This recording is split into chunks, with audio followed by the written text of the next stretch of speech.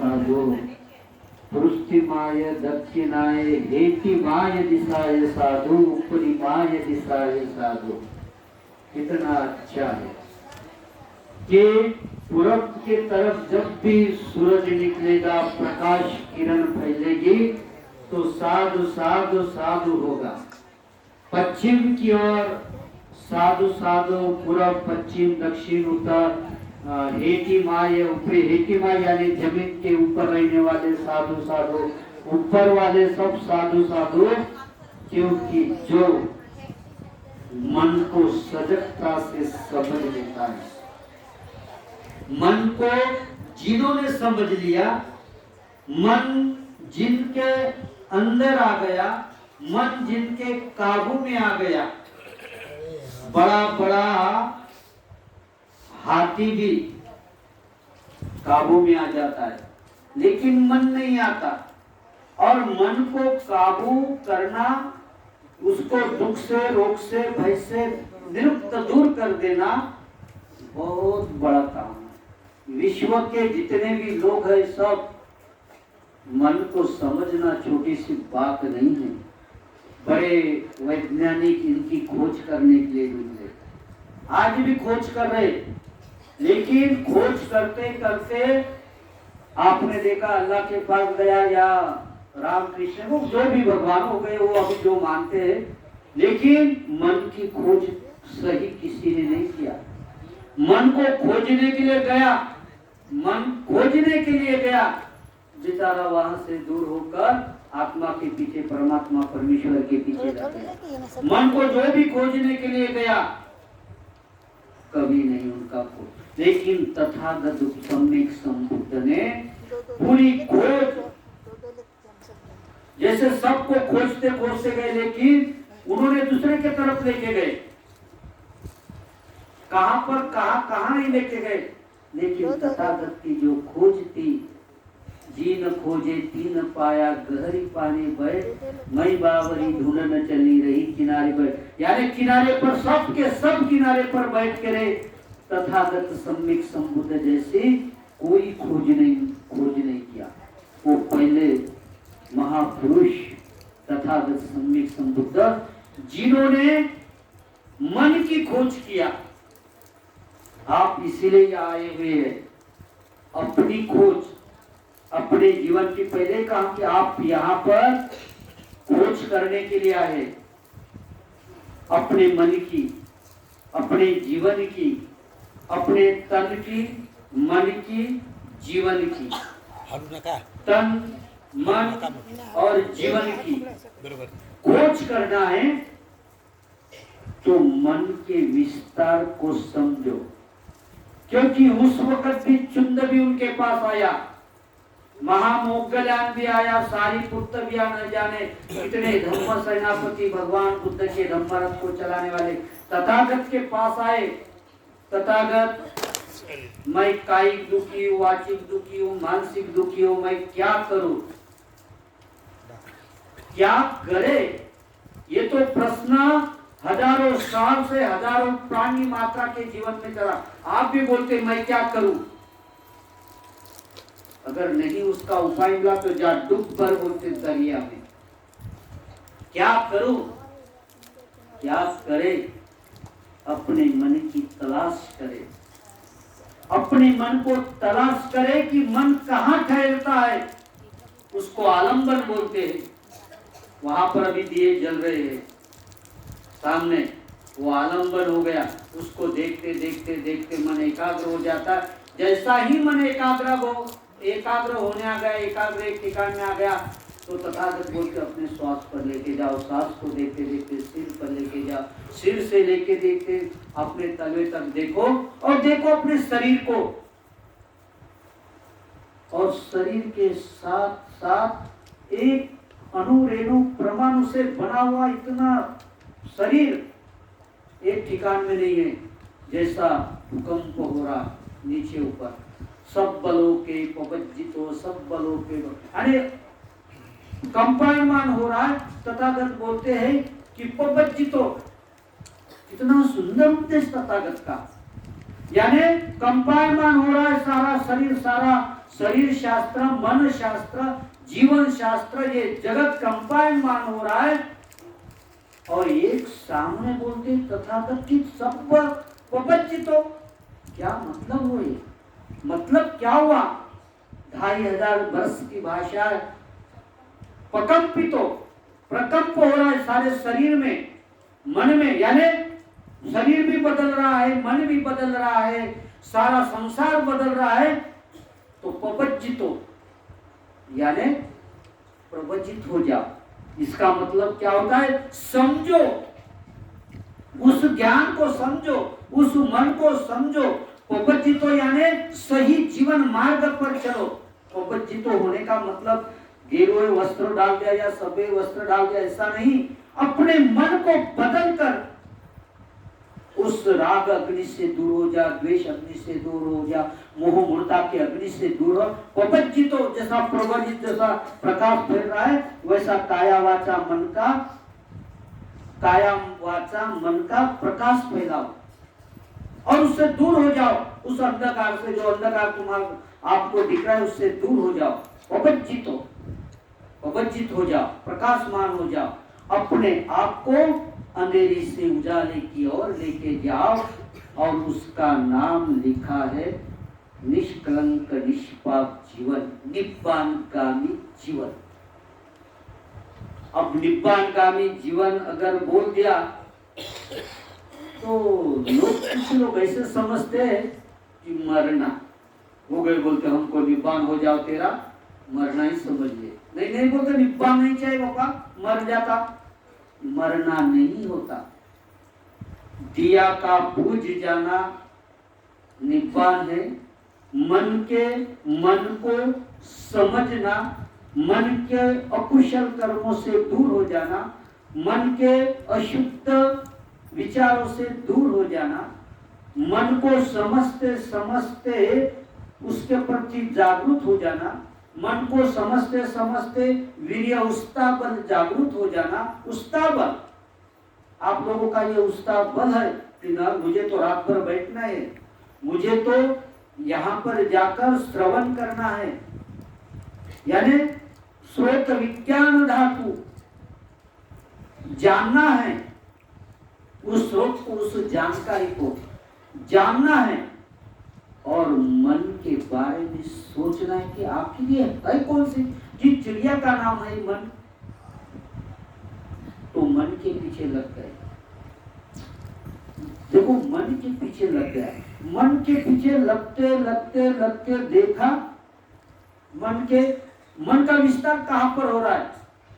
स्रोत विज्ञान धातु, स्रोत यानी सुनने वाला शब्द, अच्छा है कि बुरा है, वो उसमें लग गया। आंख से देखे यानी चक्षु विज्ञान धातु, आंख से अच्छा देखा, बुरा देखा, बुरा देखा, अच्छा देखा, मन उसके पीछे लग गया।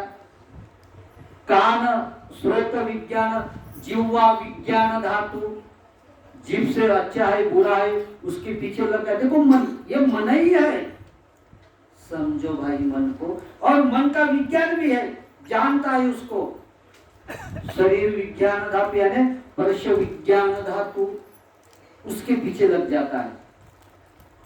मन को समझ, और ये मन विज्ञान धातु की तरफ जाता है।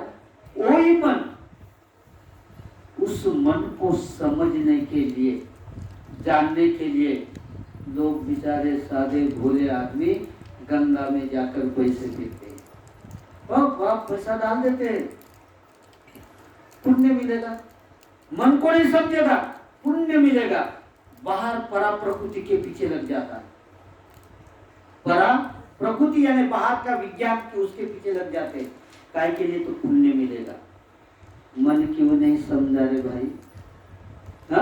मन की उपजित्वा निरुजंती, उत्पन्न हुआ नष्ट हो रहा है, उत्पन्न हुआ नष्ट हो रहा है, आ रहा है जा रहा है, परमेश्वर आ रहा है, ईश्वर जा रहा है, ईश्वर आ रहा है, परमेश्वर जा रहा है, बाह्य जगत आ रहा है, आंतरिक जगत जा रहा है। इसको क्यों नहीं समझा मन से? मन का खेल है न्यारा, ये जगत पसारा, सारा जगत का पसार हो गया बाहर की दुनिया में। आध्यात्मिक दुनिया में वही है, बाह्य दुनिया में वही है, सिर्फ मन का पसारा है।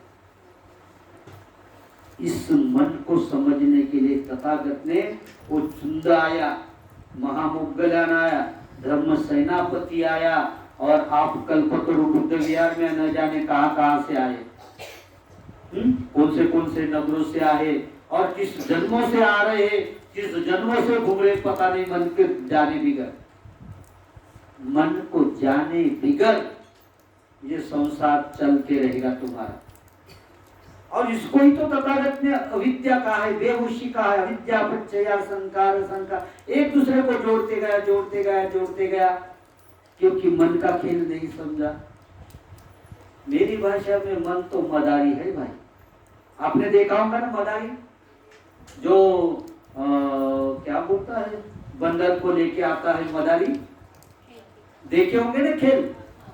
हाँ, देख बोलते रानी राजा के पास जाओ, कुछ पकड़ के जाते, देख बोलते उसको ले जाओ, ससुर के पास जाओ तो नहीं जाती, डंडा मारती। ये मदारी का खेल है, मन को ना समझना। पूरा मदारी है, और मदारी के पीछे हम लोग उसी तरह ही है, उसी तरह। इसीलिए तथागत कहते हैं कि भाई मन को समझो।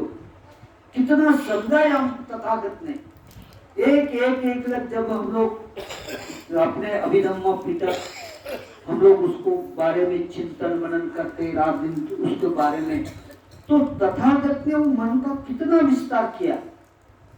विस्तार इतना कर दिया कि या बैठे बैठे वही मन है, दुनिया के चारों चक्कर लगा के आ जाता मन। दुनिया के चारों चक्कर एक क्षण में, एक पल में, एक पल आंख खोली आंख बंद हो, इतने क्षण में ये मन दुनिया के चारों चक्कर लगा के आता। कितनी शक्ति होगी मन के पास। और ये मन को समझने के लिए भक्ति चाहिए। ये जो भक्ति आज दिए जलाए, ये जगाए, बुद्ध पूजा किए, ये किए हो गए, ये भक्ति की शक्ति काय के लिए? तो मन समझाने के लिए। काय के लिए? तो लोग भगवान समझने के लिए, ईश्वर परमात्मा समझने के लिए। ये भक्ति की शक्ति है बोलते नहीं, मन को समझाने के लिए बहुत बहुत बहुत सुब्रु संप्रोजन भोजांग संप्रदाय तथागत मार्ग बता कि ये मार्ग से जाओ भाई, ये मार्ग पर चले जाओ, ये मार्ग से उस मार्ग पर चले जाओ। 7 बातें बताया तथागत ने। 7 वीर्य संबोधान, सुमृति संबोधान, धम्म विजय संबोधान। धम्म विजय संबोधान मेरा काम है बकर बकर करना, मेरा बकर बकर करना। सुनो तो सुनो, नहीं तो जाओ अपने घर। लेकिन आप समझदार प्रज्ञा पूर्व है कि आपका मन, आप धम्म विजय समझ रहे क्या कि यहाँ पर एक महास्तवीर बोल रहा है, सारे भिक्षु भिक्षुनियां बैठे हुए हैं, क्या ये जो भिक्षु बंते जी जो बोल रहे हैं क्या सच है? इसका धम्म विचार करो। जैसे कि चावल को अच्छा देखने वाली, कंकर पत्थर निकालने वाली माता जी चावल के साफ करके कंकर पत्थर निकाल के बाहर फेंक देती है। अगर नहीं कंकर पत्थर चावल में आ गया तो मार खाती है। घर में ऐसा चावल बना है, ये कंकर पत्थर लग गया, तेरे बाप के घर से यही सिक्के आ गए, यानी मार खाती है। वैसा ही धम्म विजय संभो जंभो, क्या जो भंते जी बोल रहे हैं यहाँ पर जो हो रहा है क्या सही है क्या गलत है? मन देख रहा है, सही है तो उसके प्रति ये हो जाती है, श्रद्धावान बन जाती है, दान धर्म करती है, कुशल कर्म करती है, विचरण करती है। क्या ये सही है, क्या ये गलत है, ये अच्छा है, ये बुरा है, या मेरे जीवन के लिए है या जीवन के लिए नहीं है? क्या तथागत इतना अमृत सद्धम्म दिया है? धम्म विजय संबोधन, विचरण करना सीखती है, सिखाती है, समझ लेती है कि तथागत ने कभी कभी हम लोग रात दिन देखते हैं कि तथागत ने ये बोधि का अंग कहा गया है, ज्ञान का अंग कहा गया है। ये अंग आपके पास है क्या? अगर किसी को अगर नाक नहीं है तो क्या बोलेंगे? क्या बोलते हैं मराठी में? बनते जी, जिसको नाक नहीं है तो उसको क्या बोलते हैं? हा? और कान नहीं है तो? आंख नहीं है तो? हा? अपने बारे में बहुत अच्छा कहते हैं। अरे जब 7 बोधि के अंदर तुम्हारे मन नहीं समझ जाता तो तुम तो वही हो ना। देखो गलत मत बोलना, गलत मत समझना, लेकिन जब आप बोलते हैं कि कान नहीं है तो काना है, आंख नहीं है तो अंधा है, नाक नहीं है तो बंदे जी नत्था बोल रहे, और 7 बोधि के अंदर आपका मन नहीं समझता है तो आप कौन है? वही है अविद्या पच्चय संकार, संकार पच्चय विज्ञान, अनेक जाति संसार। यानी अविद्या में पड़े हो और जन्म से जन्म दुख से दुख की ओर जा रहे हो, सुख का कोई खोज नहीं कर रहे हो, वही है बंते जी ने बोला वो शब्द। यही तो तथागत समझा रहे सारिपुत्र महामुगल्यान को, भिक्षु भिक्षु उपासक उपासिकाओं को यही समझा रहे। बंते जी ने ये दिया करके देखा क्या कितना तेल जला रहे वहां पर, बेचारे गरीबों के झोपड़ी में तो वहां पर तेल बेचारे खाना अच्छा बन जाए, क्यों जला रहे? वो दिया जला रहे हैं, समझा रहे हैं कि भाई ये जो मन जो है ना, वो मन समझा के कहीं ना कहीं हमारी भाषा में वो उसको बोलते हैं मन एकाग्र करने का कशीन बोलते। कशीन लोग मन एकाग्र करने के लिए पेट पर लेके जाते, नाक के श्वास पर लेके जाते। बुद्ध के काल में 40 प्रकार के कर्मस्थान होते थे कि सामने एक गोल जैसा रख देते थे और उसके तरफ एक टक लगा कर देखने का, फिर मन एकाग्र करना, फिर आप देखते देखते मन एकाग्र हो जाता था, फिर अपने श्वास के ऊपर। तो वो जो मेणबत्ती अगरबत्ती एक तरफ देखते देखते फिर बंद किए, फिर वही दिखेगा, फिर बंद किए वही। तो आकाश धातु, आकाशायतन धातु, यानी वो कशी मन एकाग्र करने के लिए, मन एक होकर शुद्धता को प्राप्त करने के लिए, मन को समझने के लिए।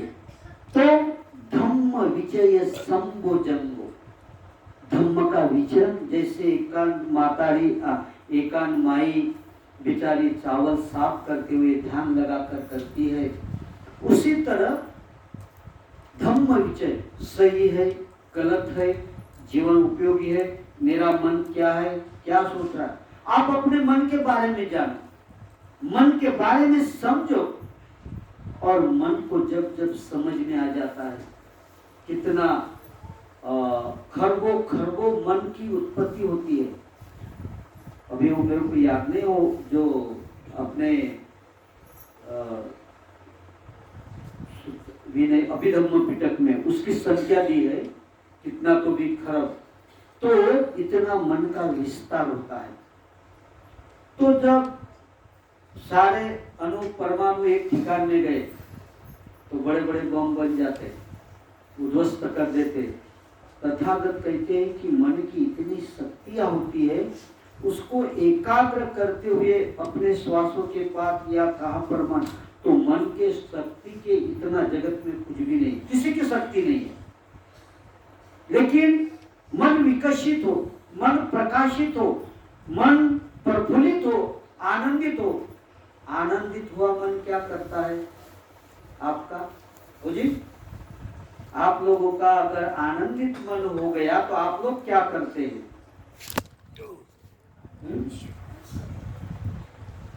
आनंदित मन हुआ तो क्या करते हैं? सादा प्रश्न का उत्तर है, जब आनंदित मन होता है तो दूल्हा बन जाता है, घोड़े पर बैठा है, सब नाच करते। यही होता है ना आनंदित मन, होता कि नहीं? मन प्रसन्न हो जाता है, आनंदित हो जाता है। तो तथागत कहते हैं कि रोम रोम में सिर से पांव तक और पांव से सिर तक मन की प्रसक्ति इतनी उत्पन्न हो जाती है तो उनको लगता है कि भूतकाल में ना जिया, भविष्य काल में न मिला, ना भूतकाल में मिला, वर्तमान काल में जो मुझे सुख मिला, यही निब्बानगामी बुद्धत्व का क्षण है, निब्बानगामी सुख है, आनंद है, प्रसिद्धि। इतना सुख मन के साथ,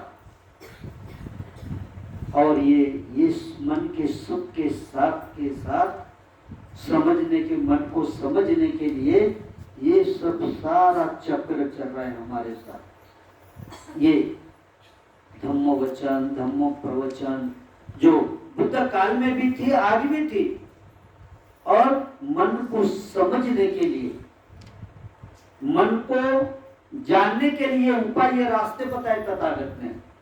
ऐसा तो डायरेक्ट तो होगा नहीं, तो तथागत ने वो रास्ता बताया कि कई भाई उसको समझना है तो ये रास्ते से जाओ, इनको जानना है तो उस रास्ते से जाओ, और एकायनो मग्गो, एक ही मार्ग है जाने का, और उस रास्ते से जाएंगे तो मन को समझ में आ जाएगा, और मन की शक्ति समझ में आ जाएगी। मन की शक्ति समझ जब एकाग्र हो जाता है मन, तो जैसा बाह्य जगत में बोलते कि ब्रह्मांड